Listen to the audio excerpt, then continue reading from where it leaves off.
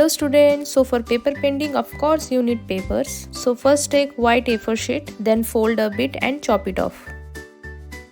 And then take a green paper because grasses are green in color, and then carefully cut it out. And remember, if you are underage, please before using scissor ask your parents or elders to guide you.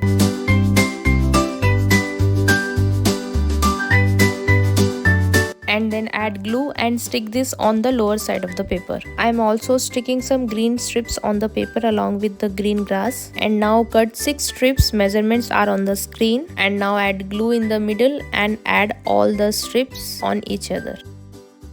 Now bend those strips and give this a flower shape. Now take rectangular shape of paper and again measurements are on the screen. Then fold this paper into 3 parts and then draw a teardrop shape. Now cut it out so that you can get 3 equal size of petals. Now you will fold 2 petals and you will stick this on the 3rd petal.